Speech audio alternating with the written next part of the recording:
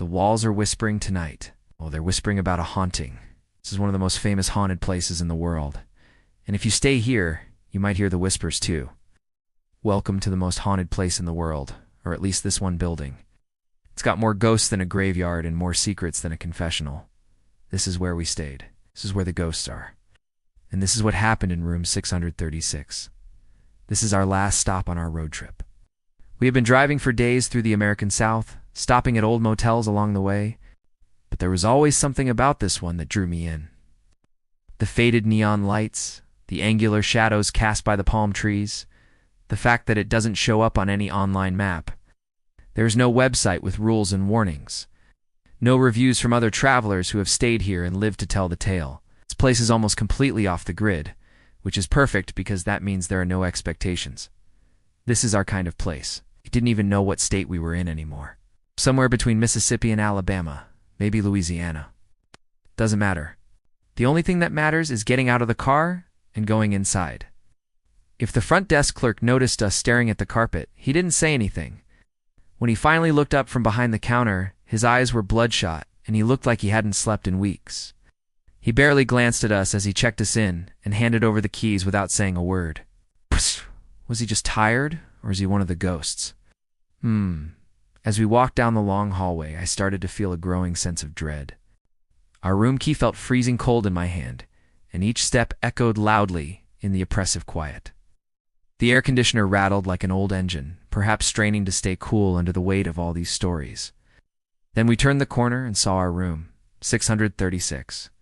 The peeling paint on the door frame seemed to be caked in years of regret and bad decisions. Stepping inside, the faint smell of mildew hung heavy in the air, and the sound of dripping water echoed in the vast space. A lone bare bulb cast a harsh light on the worn carpet, revealing a huge water stain on the ceiling above the bed like a gaping wound. There was something really wrong about this place.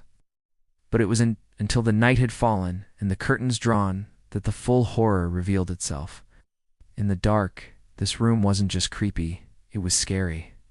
Shadows stretched and twisted everywhere, hiding all sorts of terrifying shapes in plain sight.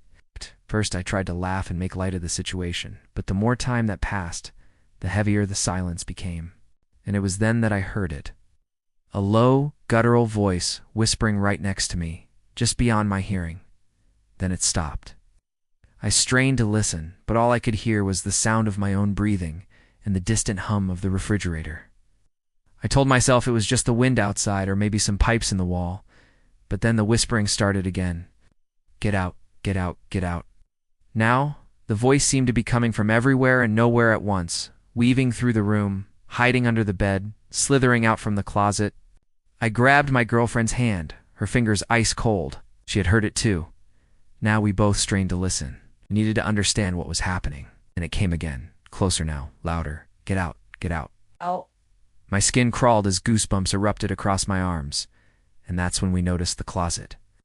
Its warped wooden door loomed before us, adorned with peeling paint and tarnished brass hinges.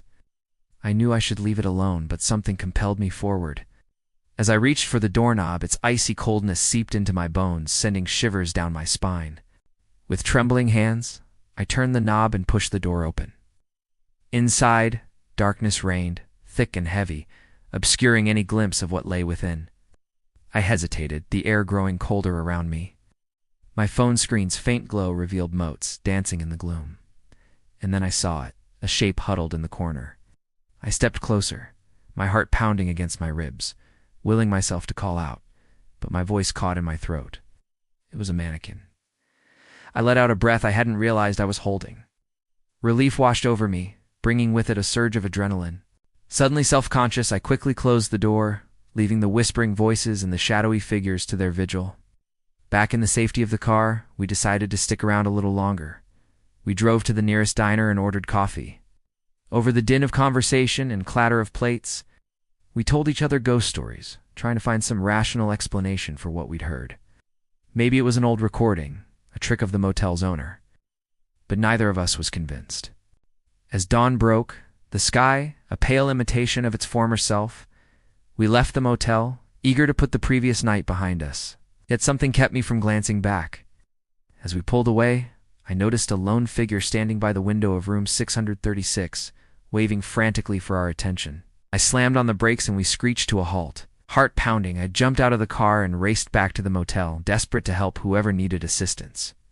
But as I neared the room, my breath hitched in my throat. The window was empty. Had I imagined it, or was there really someone there? I hesitated, fear wrestling with curiosity. Then I knocked on the door, my knuckles rapping sharply against the wood. Silence. I tried the handle, surprised to find the door unlocked. Inside, the room was empty except for the bed and a single chair in the corner. And then I saw it, a small white envelope resting on the pillow. I picked it up, my fingers tracing the neat cursive writing. With trembling hands, I opened it, revealing a neatly folded piece of paper. On it, a message scrawled in the same elegant hand. Don't come in room 636. Stay away. They don't want you here. You can run, but you can't hide. They will find you. They will whisper to you. They will haunt you forever. The note slipped from my numb fingers, fluttering to the floor like a wounded bird. As I stumbled back, my eyes darted around the room, searching for answers, finding only mocking shadows. In the closet, the same wardrobe where I'd found the mannequin stood silent and unyielding. And then I remembered the date on the envelope, January 1974. My mind reeled as the horrifying truth dawned on me. Room 636 wasn't just haunted, it was a tomb, a place where a terrible tragedy had unfolded more than 4 decades ago, stealing the lives of 2 young girls and leaving their souls trapped within these 4 walls. Forever, the story goes back to January 27, 1974. 2 sisters, 9-year-old Mary Jane and 8-year-old Sally Hudgens, were staying in room 636 with their mother Helen at the now infamous Whispering Pines Motel. Their father, Billy Hudgens, was a traveling salesman who'd promised to return soon with a surprise for his girls. But he never did. That night, a storm raged outside, mirroring the turmoil brewing within the small room. The sisters, excited by their father's promise, were playing a game of dress-up when their mother, overcome with a sudden frenzy, attacked them. In a fit of rage, she stabbed them multiple times. Then, in a chilling display of composure, she called the police and calmly reported that she had killed her daughters.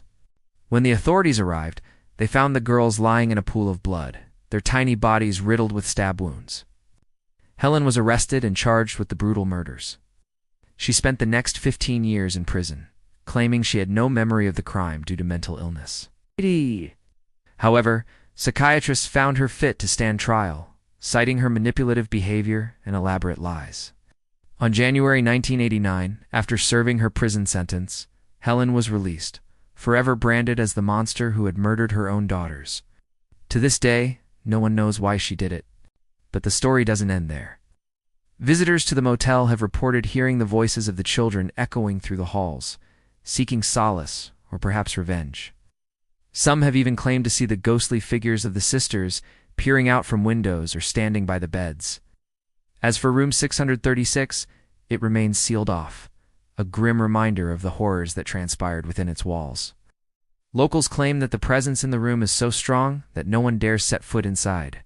And when the motel was renovated, workers reported an eerie blue light emanating from the window of room 636, visible only at night. But what truly haunts this place is not just the tragic tale of the murdered sisters, but the unsettling thought that their souls are forever trapped here, whispering their sorrowful tale to anyone who dares listen.